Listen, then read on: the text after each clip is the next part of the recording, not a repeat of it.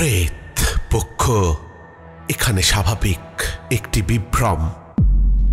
সকলকে স্বাগত জানাচ্ছি প্রেতপক্ষের ৩১১ নম্বর এপিসোডে। আশা করি তোমরা সকলে সুস্থ আছো, ভালো আছো। আর আজকে শনিবার রাত 10টা বেজে গেছে। তোমরা সকলে হেডফোন কানে লাগিয়ে প্রস্তুত হয়ে গেছো ভয় পাওয়ার জন্যে। আজকের এপিসোডে রাখছি দুটো ঘটনা। প্রথম ঘটনা পাঠিয়েছে সেলিম মোল্লা আর দ্বিতীয় ঘটনা পাঠিয়েছে মিষ্টি সোদপুর থেকে। তাহলে বেশি দেরি করে লাভ নেই, সরাসরি চলে যাচ্ছি আজকের প্রেতপক্ষের ৩১১ নম্বর এপিসোডের প্রথম ঘটনায়। হ্যালো রাজদা, আপনি কেমন আছেন? আমাকে ক্ষমা করবেন, আমি অনেক দেরি করে ফেলেছি ঘটনা লিখতে। আজকের ঘটনা আমার বন্ধু গৌতমদা বা ডাকনাম ভোলাদা, তাকে নিয়েই। আমি তার মুখেই শুনেছি ঘটনাটা। এটা হাওড়ার বাক্সি গ্রামের ঘটনা। ওই গ্রামের পাশ দিয়ে রূপনারায়ণ নদী বয়ে গেছে। এই ভোলাদার মামার বাড়ি হচ্ছে এই বাক্সি গ্রামে। ঘটনাটা ঘটেছিল তার ছোটবেলায়, তিনি যখন তার মামার বাড়িতে বেড়াতে গিয়েছিলেন। শুরু করছি ঘটনা। এই ঘটনা তখনকার, যখন ভোলাদার বয়স আনুমানিক 15-16 হবে। ভোলাদা যখন মামার বাড়িতে গিয়ে পৌঁছান, তার মামার ছেলে ভোলাদাকে বলল, দাদা, আজকে রাত্রে পাশের গ্রামে ফাংশন দেখতে যাবে? ভোলাদা এক কথায় রাজি। দুজনে মিলে ঠিক করলো রাত্রে সাইকেল নিয়ে যাবে। মামা বাড়িতে ছিল না, কিন্তু দিদা মানা করেছিল এই ফাংশনে যেতে, কেননা ফিরতে অনেক রাত হয়ে যাবে।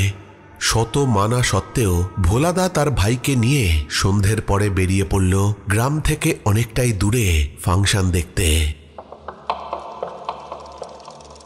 ফাংশন দেখে যখন তারা দুজন ফিরতে লাগলো, তখন রাত অনেকটাই হয়েছে। পথে নদীর ওপর বাঁধের রাস্তা পড়ল।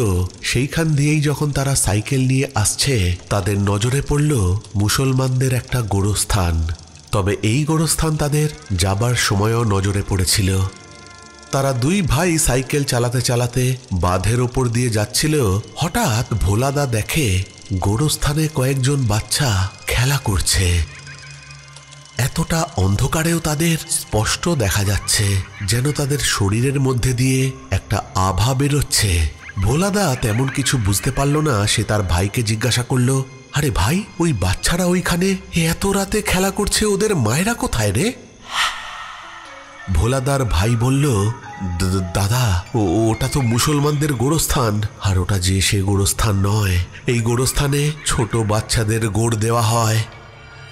এই কথা শুনতে পেয়ে ভোলাদা ভয় পেতে আরম্ভ করে। সে দ্রুত সাইকেল চালাতে শুরু করে। আর হঠাৎই তার নজরে পড়ে তারই সামনে ধুতি এবং সাদা শার্ট পরা একজন হেঁটে যাচ্ছে। এই ভদ্রলোককে দেখে ভোলাদার একটু মনে সাহস আসে। সে দ্রুত সাইকেলটা চালাতে শুরু করে। ভোলাদা মনে মনে ভাবে, এই কাকা নিশ্চয়ই সেই ফাংশন দেখেই বাড়িতে ফিরছে। সে কাকাকে ডাক দিল, কাকা, কাকা, একটু দাঁড়ান। কিন্তু হঠাৎ করেই সেই কাকাও যেন দৌড়াতে আরম্ভ করলো। কিন্তু অদ্ভুত ব্যাপার, জোরে সাইকেল চালিয়েও ভোলাদা তাকে ধরতে পারছে না। ভোলাদা চিৎকার করতে থাকলো, কাকা, কাকা, কাকা, একটু দাঁড়ান। কিন্তু কাকা তো পেছনেই ঘুরে তাকাচ্ছিল না। ভোলাদা এই সময় দেখতে পেল সেই কাকা দৌড়ে যাচ্ছে না, গ্রামের মেঠো পথের ওপর দিয়ে যেন ভেসে ভেসে চলে যাচ্ছে। ভোলাদার ভাই ভয়তে সাইকেলের পেছনে বসেই কাঁদতে আরম্ভ করে। ভোলাদা এতক্ষণে বুঝতেই পেরেছে যে মানুষটি সামনে দিয়ে দৌড়ে যাচ্ছে, সেটা কোনো মানুষই নয়, সেটা কোনো প্রেত। ভোলাদা জোরে সাইকেল চালাতে গিয়ে রাস্তা হারিয়ে ফেলেছিল। এবার সাইকেলটা ঘুরিয়ে ঠিক পথে রওনা দেয় সে। এত জোরে সাইকেল চালাচ্ছিল ভোলাদা, তার সারা শরীর ঘামে ভিজে গিয়েছিল। অদ্ভুত ব্যাপার, ঠিক রাস্তায় ফিরতে গিয়ে ভোলাদাদের রাস্তায় আবার সেই গোরস্থানটা পড়ে। আর তারা দুজনেই দেখতে পায় এখনো সেই গোরস্থানে ছোট ছোট বাচ্চাগুলো খেলা করছে। ভোলাদা তার ভাইকে চোখ বন্ধ করতে বলে, আর সে কোনো রকমে বাড়িতে এসে পৌঁছায়। বাড়িতে ফিরে ভোলাদা তার মামা এবং দিদাকে সমস্ত কথা জানায়। কাল বিলম্ব না করে মামা তখনই তাদের গ্রামের সুজন বৈদ্যকে ডেকে নিয়ে আসে। বৈদ্যমশাই বাড়িতে এসে বলে, আরে পাগল ছেলে, এত রাতে কেউ ওই গোরস্থানের পাশ দিয়ে যায়? ওখানে যে তেনারা থাকে। তোরা দুজন ছোট বলে হয়তো প্রাণে বেঁচে গেলি, তাছাড়া তো আর কোনো কারণ দেখতে পাচ্ছি না। ভোলাদার দিদা তখন চিৎকার চেঁচামেচি করতে করতে জানায় যে তিনি অনেক মানা করেছিলেন দুজনকে যেতে, কিন্তু তারা একটা কথাও শোনেনি। বৈদ্যমশাই ভোলাদা এবং তার ভাইকে ওই রাতের বেলাতেই স্নান করে আসতে বলে, আর তিনি তাদের হাতে দুটো মাদুলি বেঁধে দেন। এই ছিল আমার ঘটনা। ভোলাদার মুখ থেকেই শুনেছিলাম। জানি না ঘটনাটা শোনানোর মতো কিনা, কিন্তু যদি শোনান আমার খুব ভালো লাগবে। আমার কাছে অনেকগুলো ঘটনাই এসে পৌঁছেছে, সেগুলো আমি সময় পাচ্ছি না আপনাকে পাঠানোর, কিন্তু ধীরে ধীরে আমি আপনাকে পাঠিয়েই দেব। দেরি করে ঘটনা পাঠাবার জন্যে আপনি আমাকে মাফ করবেন।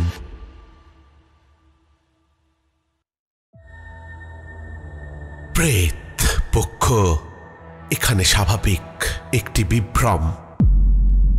অদ্ভুত একটা ছোট্ট ঘটনা শুনলাম। এই ঘটনাটা সিলেক্ট করলাম এই কারণে, গ্রাম বাংলার ঘটনা বা এরকম গোরস্থানের ঘটনা কিন্তু অনেকদিন শোনায়নি, অনেকদিন আসেওনি এরকম ঘটনা। গ্রাম বাংলার এরকম ঘটনা শুনতে কিন্তু বেশ ভালো লাগে। আর সেলিম মোল্লাকে বলবো যে এখানে ক্ষমা চাওয়ার কিছু নেই, তুমি তোমার সময় মতো করে ঘটনা অবশ্যই পাঠিও। তোমার ঘটনা অনেকেই ভালোবাসে, আমারও তোমার ছোট্ট ছোট্ট ঘটনাগুলো বেশ ভালো লাগে। তবে হ্যাঁ, এই ঘটনার মধ্যে যেটা শুনলাম বা যেটা জানলাম, এটা তো বোঝাই যাচ্ছে যে এমনিতেই ভোলাদার দিদা ওদেরকে মানাই করেছিল ওই রাস্তা দিয়ে যেতে। কারণটা হয়তো এটাই যে ওই গোরস্থানে রাতের বেলায় অপদেবতারা ঘোরাফেরা করে, আর ভোলাদারা হয়তো সেরকমই কিছু বাচ্চার অতৃপ্ত প্রেতাত্মা সেই গোরস্থানে সেই রাতে দেখেছিল।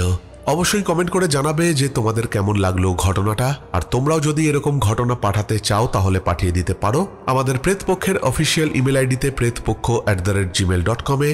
ঘটনা পাঠাতে পারো আমাদের প্রেতপক্ষের ফেসবুক পেজ ইনবক্সে। আর সব থেকে সহজ উপায় হচ্ছে হোয়াটসঅ্যাপ করা। হোয়াটসঅ্যাপ নাম্বার হচ্ছে 9432129921। এখানে তোমরা ঘটনা টেক্সট বা ভয়েস করে পাঠিয়ে দিতে পারো। তবে হ্যাঁ, ঘটনা পাঠাবার আগে একটা জিনিসই দেখে নেবে যে সেই সব ঘটনা যেন অন্য কোনো সোশ্যাল মিডিয়া প্ল্যাটফর্ম থেকে তুলে নেওয়া বা কপি করে নেওয়া ঘটনা যেন না পাঠিয়ে দাও, কেননা কপিড কন্টেন্ট শোনালে কপিরাইট ক্লেম আসবে, আর কপিরাইট ক্লেম এলে আমাকে সেই ভিডিও বা সেই এপিসোড ডিলিট করে দিতে হবে। চলে যাচ্ছি আজকের দ্বিতীয় ঘটনায়। দ্বিতীয় ঘটনা পাঠিয়েছে মিষ্টি সোদপুর থেকে। এক ফোঁটাও দেরি না করে চলে যাচ্ছি আজকের প্রেতপক্ষের 311 নম্বর এপিসোডের দ্বিতীয় ঘটনায়। হ্যালো দাদা, নমস্কার। আমি মিষ্টি সোদপুর থেকে লিখছি। আমি একজন শিক্ষিকা এবং ইউটিউব ভিডিও বানাই। আমার নিজস্ব ইউটিউব চ্যানেলও আছে। আমি বহু দিন ধরে বিভিন্ন সত্য ঘটনা শুনছি। এগুলো শুনতে আমার দারুণ লাগে। যদিও এর আগে কখনো নিজের লেখা কোনো ঘটনা শেয়ার করিনি। যদি কোনো ভুল হয় দয়া করে ক্ষমা করে দিও। রাতে আমার ঘুমই আসে না যতক্ষণ না আমি ভূতের ঘটনা শুনি। অনেক কথা বলে ফেললাম, এবার মূল ঘটনায় আসা যাক। ঘটনাটি আমার এক বান্ধবী ও তার স্বামীর জীবনে ঘটে যাওয়া একটা ভয়ঙ্কর অভিজ্ঞতা। আমি ঠিক যেভাবে শুনেছি সেইভাবেই তোমাদেরকে বলছি। আমি এখানে আমার বান্ধবী এবং তার স্বামীর আসল নাম ব্যবহার করছি না। ঘটনা বলার সুবিধার্থে একটা কাল্পনিক নাম নিচ্ছি, রাজু আর সোমা। ঘটনার প্রথম অংশ রাজুর জবানিতে শুরু করছি। কয়েক বছর আগের ঘটনা। আমার পিসির ছেলে তার আরো কিছু বন্ধুদের সাথে বাড়ির কাছেই হেঁটে পায়চারি করছিল। আমিও ছিলাম তাদের সাথে। সেই পাড়ার এক কোণায় এক পুরনো পরিত্যক্ত পুকুর আছে। সেই পুকুরের পাশে অনেকগুলো তাল গাছ, বলতে পারো সেই পুকুর তাল গাছে ঘেরা। আর এই পুকুরটার পাশে একটা মসজিদও আছে। আমার পিসির দুই ছেলে ছিল এই কারণে বলছি কেননা আমার পিসির বড় ছেলে অ্যাক্সিডেন্টে মারা গিয়েছিল। তাল গাছ দিয়ে ঘেরা যে পুকুরটার কথা বললাম, সেই পুকুরেই ডুবে মারা গিয়েছিল। অপঘাতে মৃত্যু। সন্ধেবেলায় আমরা সেই পুকুর পাড়ের রাস্তা দিয়ে ঘুরে বেড়াচ্ছিলাম। হঠাৎ করেই দেখি আমার পিসির ছেলে অদ্ভুত আচরণ করছে। চোখের চাহনি বদলে গেছে, কথা বলার ধরন একেবারে অস্বাভাবিক। ভয় পেয়ে আমরা দ্রুত তাকে বাড়িতে নিয়ে আসি। তারপর শুরু হয় ডাক্তার দেখানো, কবিরাজ দেখানো, কিন্তু কোনো কাজ হচ্ছিল না। সবচেয়ে ভয়ঙ্কর ব্যাপার ছিল এটাই, এক সপ্তাহ ধরে আমরা ওর চোখের মনি দেখতে পাইনি। চোখ জোড়া যেন কালো কালি দিয়ে ঢাকা। আমরা খুব ভয় পেয়ে যাই এই ঘটনার পর, কিন্তু ওকে একাও তো রাখতে পারি না। সকলের মনে হতে থাকে ওর ভেতরে যেন কেউ ঢুকে গেছে। পাড়াপড়শিরা বলল রাতের বেলায় ওই পুকুর পাড় দিয়ে কেউ হাঁটে, ওই তাল গাছ ওই পুকুর এমনিতেই অভিশপ্ত। এরপর বেশ কিছুদিন কেটে যায়। হঠাৎ একদিন ও স্বাভাবিক হয়ে যায়। কিভাবে ঠিক হলো কেউ জানে না, কিন্তু ওর কথা শুনে বোঝা যাচ্ছিল ও পুরোপুরি ঠিক হয়নি। তখন বাড়ির লোকেরা সকলে ঠিক করি যে ওকে মসজিদে নিয়ে যাব। মসজিদে নিয়ে গেলে হুজুর আমাদেরকে যা বলেন শুনে আমাদের গা শিউরে ওঠে। তিনি বলেন, এই পুকুর পাড়ে দুটো আত্মার বাস আছে, একটা ভালো আত্মা আর একটা খারাপ। আমরা অবাক হয়ে জিজ্ঞাসা করলাম, ভালো আত্মা? ভালো আত্মাকে আর খারাপটাই বা কে? হুজুর বলেন, ভালো আত্মা হচ্ছে এই ছেলেটির বর্দা, যে কিনা এই পুকুরে ডুবে মারা গিয়েছিল। মৃত্যুর পরেও তার আত্মা ইহজগৎ থেকে মুক্তি পায়নি, আর ওই ওকে রক্ষা করেছে। আমরা সকলে একে অপরের মুখ তাকাতাকি করতে থাকি। পিসি এই কথা শুনে তো কেঁদেই ফেললেন। তারপর আমরা সকলে জিজ্ঞাসা করি, আর খারাপ আত্মাটা সে কে? হুজুর বলেন, খারাপ আত্মাটা হচ্ছে একজন মহিলার, যিনি জীবিত অবস্থায় ভয়ঙ্কর কুকর্মে জড়িত ছিলেন। তবে এই ছেলে প্রাণে বেঁচে গেছে ঠিকই, হয়তো তার দাদার জন্যেই এটা সম্ভব হয়েছে, কিন্তু সেই মহিলার আত্মা এর মধ্যে প্রবেশ করেছে, কারণ ওর রাশি দুর্বল। তবে যতদিন ওর দাদার ভালো আত্মা ওর আশেপাশে ঘোরাফেরা করছে, ওর প্রাণের ভয় নেই। এই কথা বিশ্বাস করব নাকি অবিশ্বাস করব কিছুই বুঝতে পারছিলাম না, কিন্তু পরিস্থিতি যা, এই কথা শোনার পর আমরা কিছুটা স্বস্তি পাই। মনে মনে ভাবি, আমার ভাইয়ের রক্ষাকর্তা এখনো আছেন, আর সে আমার পিসির বড় ছেলে, আমার দাদা। ঘটনার দ্বিতীয় অংশ আমার বান্ধবী সোমার জবানিতে বলছি। আমি আর আমার স্বামী বাবার বাড়ি থেকে ফিরছিলাম সেই একই মসজিদের পাশের রাস্তা দিয়ে। আমার স্বামীর বাবার বাড়িতে গিয়ে পিসির বাড়িতেও পিসির ছেলের সঙ্গে দেখা করে এসেছিলাম। সে এখন আগের থেকে অনেকটাই ভালো আছে। সবকিছু যদি এখানেই শেষ হয়ে যেত তাহলে ভালোই হতো।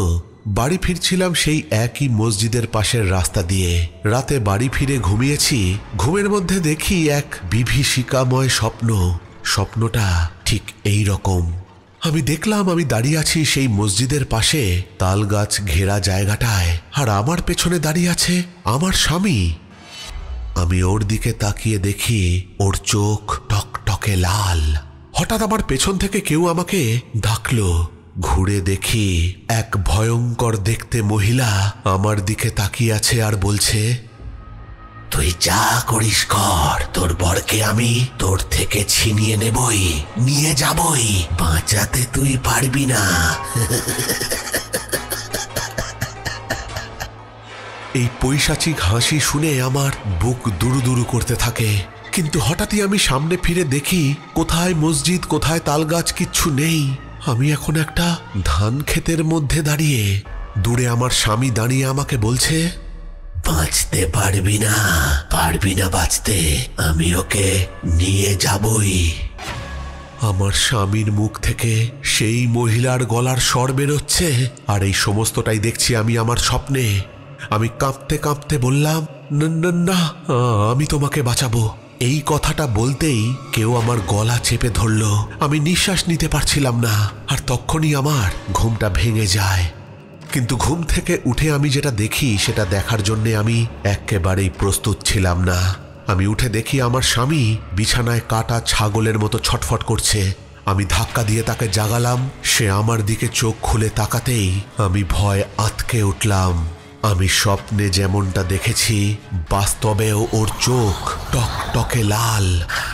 ও আমাকে বলল, যাও মাকে ডাকো। রাত তখন 2টো বাজে। আমি বললাম, এখন তো এত গভীর রাতে, মা তো ঘুমাচ্ছে, আমি আছি তো। কিন্তু ও রেগে যায়। ও আমাকে বলে, যাও মাকে ডেকে নিয়ে আসো, যদি ঘুমিয়ে থাকে জাগিয়ে তোলো। আমি ছুটে গিয়ে ওর মাকে ডেকে আনলাম। মা এসে ওর অবস্থা দেখে প্রচন্ড ভয় পেয়ে যায়। মা এসে ওকে গঙ্গা জল খাওয়ায়, মাথায় জল ও ঠাকুরের ফুল ছুঁইয়ে দেয়। তারপরেই ও আস্তে আস্তে শান্ত হয়ে যায়। আমি আর আমার শাশুড়ি মা ঠিক করি যে ওকে কোনো ওঝার কাছে নিয়ে যাব। কিন্তু যখনই আমরা ওকে কোনো ওঝা বা কোনো বৈদ্যর কাছে নিয়ে যেতে চাই, তখনই কিছু অদ্ভুত ঘটনা ঘটে। আর এমনই ঘটনা যে যাওয়ায় বাধা পড়ে যায়। একদিন সন্ধ্যাবেলায় বসে ভাবছিলাম এবার কাউকে দেখাতেই হবে।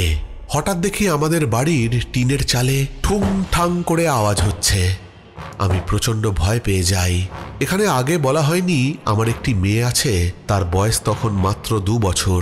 হঠাৎ সে বলে ওঠে, মা ওই দেখো ভূত। আমি ভেবেছি ও মজা করছে। আমি ওকে বলি, না মা, ভূত বলে কিছু নেই, ওটা ঠাকুর। কিন্তু ওর জবাব শুনে আমার বুক কেঁপে ওঠে।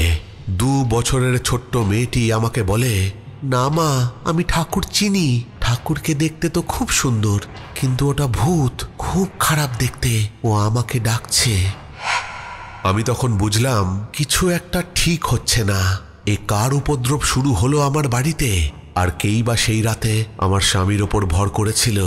আজও আমি যখনই ভাবি কোনো ওঝা বা বৈদ্যকে দেখাবো, তখনই কোনো না কোনো ভয়ানক ঘটনা ঘটে যায় আর আমি আটকা পড়ে যাই। এখন তো আমার মনে এমন ধারণা ধরে গেছে যে যদি আমি কিছু করতে যাই তাহলে কি আমার পরিবারের ক্ষতি হয়ে যাবে। এর পরের অংশে আরও কিছু ঘটনা আছে। আজ এই অবধি রাখছি, পরের অংশ খুব শিগগিরই লিখে পাঠাবো। যদি তোমার ঘটনা ভালো লাগে আর আমার লেখায় যদি কোথাও ভুল থেকে থাকে তাহলে তুমি একটু তোমার মতো করে গুছিয়ে নিও। ঘটনাটা গুছিয়ে লেখার চেষ্টা করেছি, তোমার মুখে শুনতে পেলে খুব ভালো লাগবে। প্রেত পক্ষ এখানে স্বাভাবিক একটি বিভ্রম। ঘটনাটা অমীমাংসিতই রয়ে গেল, কিন্তু একটা সাসপেন্স কিন্তু রয়েই গেল যে ঘটনাটা ঘটছেটা কি, বা এই ঘটনার পেছনে রহস্যটাই বা কি। আমরা অবশ্যই অপেক্ষা করব এই ঘটনার পরের পার্টের জন্যে।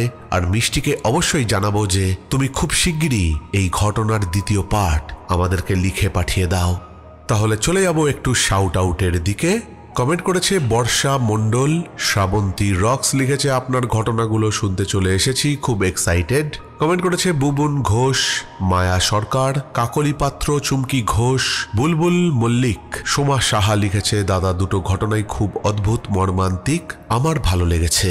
কমেন্ট করেছে আশিস কোলে। হিনা শেখ লিখেছে, দারুণ দারুণ লেগেছে রাজদা, রাতে ভয়ে পেয়ে পুরোটা শুনতে পারিনি, এখন সকালে শুনলাম, খুব ভালো লাগলো। কমেন্ট করেছে মিষ্টি 9 অফিসিয়াল লিখেছে, খুব সুন্দর, আমার কাছে কিছু ঘটনা আছে, উৎসাহ দিলে পাঠাবো। কমেন্ট করেছে মোহাম্মদ মঞ্জু লিখেছে, খুব ভালো লাগছে ভাই, আমি গাজীপুরের ছেলে, ঢাকা বাংলাদেশ থেকে। কমেন্ট করেছে গিরিশ মহলি। শ্যামল মিত্র লিখেছে, খুব দুঃখজনক সেকেন্ড ঘটনাটা, রাজদা লাভ ইউ অ্যান্ড প্রেতপক্ষ অল লিসনার্স। কমেন্ট করেছে সুতপা নাগ লিখেছে, বৃষ্টি ভেজা রাতে ঠান্ডা আবহাওয়ায় এইরকম জমজমাট ভয়ানক এপিসোড, উফ জাস্ট জমে গেছে। ভিডিও এপিসোডটাও দারুণ ভয়ের ছিল, শুভরাত্রি রাজদা। কমেন্ট করেছে শ্যামল মিত্র। নো ওয়ান লিখেছে, রাজদা দ্বিতীয় ঘটনাটা খুবই অসাধারণ। আসলে দুনিয়াতে এমনও লোক আছে যারা নিজেদের বাচ্চা বা নিজেদের আত্মীয়দের মেরে নিজেদের ঘরেই পুড়ে রাখে, এটা বাস্তব।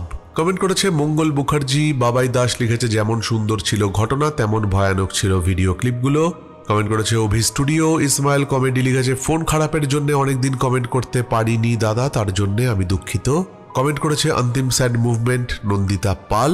অরবিট মিউজিক্যাল ট্রুপ লিখেছে, বাইরে মুষলধারে বৃষ্টি, তার ওপারে রাজদার কণ্ঠের ঘটনা, দারুণ ব্যাপার। কমেন্ট করেছে অজন্তা হোর লিখেছে, আজকের দুটো ঘটনাই অসাধারণ ঘটনা, বিশেষ করে দ্বিতীয় ঘটনা খুবই মর্মান্তিক ঘটনা, একজন মা কি করে নিজের সন্তানকে মেরে ফেলতে পারে। কমেন্ট করেছে একলা পথের পথিক রে ভাই লিখেছে, আসলে শাসন করতে হলেও ন্যূনতম আদব জানতে হয়, আর ধন্যবাদ হরর ভিডিও দেওয়ার জন্যে, আরও চাই। কমেন্ট করেছে টুম্পা সহদেব লিখেছে, দাদা ভাই দারুণ ঘটনা, কিন্তু নিজের বাচ্চাকে এইভাবে লুকিয়ে রাখতে কি করে পারলো, উনি হয়তো অসুস্থ ছিল আগে থেকে। ঠিকই বলেছো তুমি। কমেন্ট করেছে গীতা গোস্বামী। অন্বেষা মণ্ডল লিখেছে, হাই দাদা, my name is Anwesha, my mother's name is Madhumita. Anwesha এবং মধুমিতা দুজনকেই অনেক অনেক ধন্যবাদ। কমেন্ট করেছে সৌজাত্য ঘোষ লিখেছে, আমি তোমার ফ্যান, আমি ওয়েট করছিলাম, আমি ঘটনা শুনলাম, কেমন আছো দাদা? আমি খুব ভালো আছি। কমেন্ট করেছে রিয়া সর্দার, স্বপ্না বাজল আর দীপান্বিতা গিরি। এই সবকটা কমেন্টই এসেছিল কালা জাদুর মাধ্যমে প্রেত চালান করে একটি মেয়ের জীবন নষ্ট করার ঘটনা, প্রেতপক্ষের 309 নম্বর এপিসোডকে উদ্দেশ্য করে। তাহলে আজকের মতো এখানেই শেষ করছি। ফিরে আসবো পরের সপ্তাহে নতুন কোনো ঘটনা নিয়ে। ততক্ষণের জন্য তোমরা সকলে ভালো থেকো। Love you all, tata.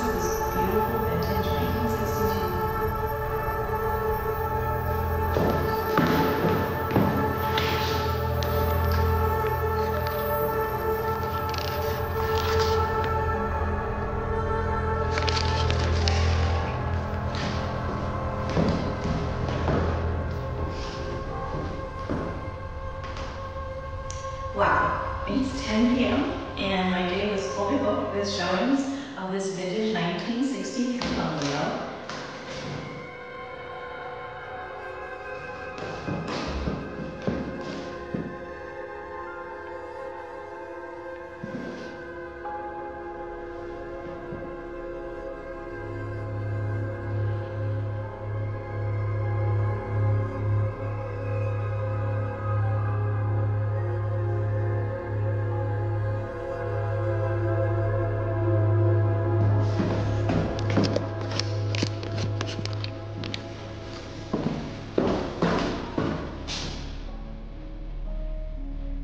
Go ahead, do it again. You're on camera.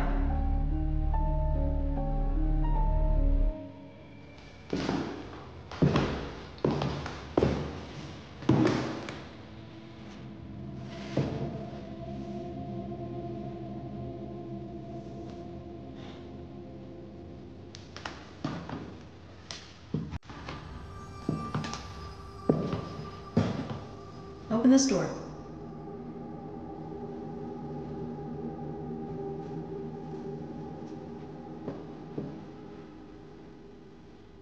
Go ahead, open this door.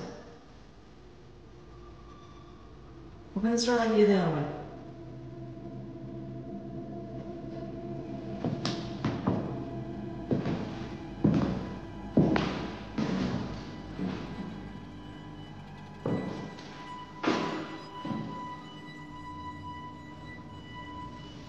Come on, just move the glass or something.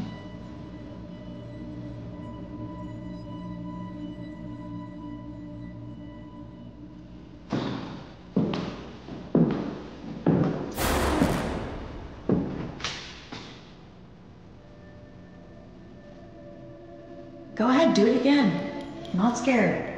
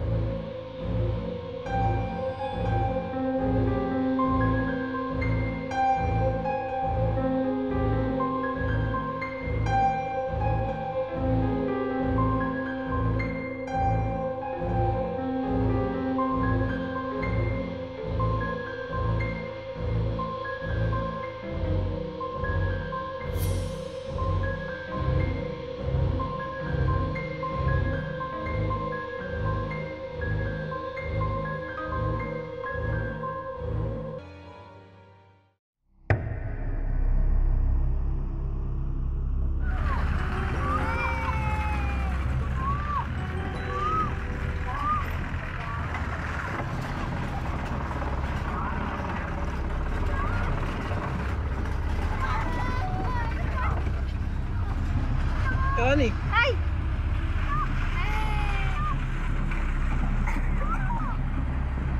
¡Ay, mamá, me da miedo! ¡Ay! ¡Ay! ¡Ay, me da miedo!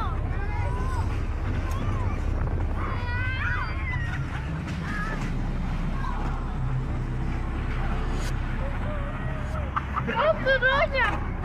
¿Otra vez? Sí, son 5 o 6 vueltas.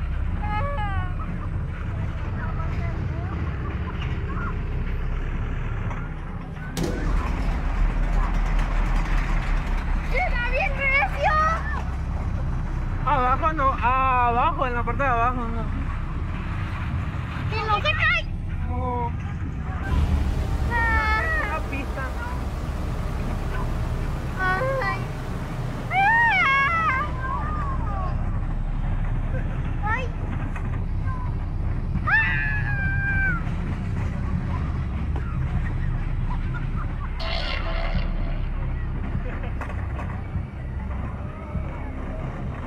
Otra. Ay, si no le da recio. Y pues el señor que se detenga, pues. Así es el juego, así es.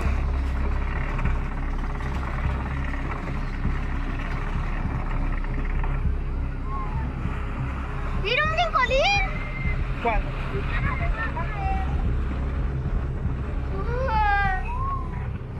Ay.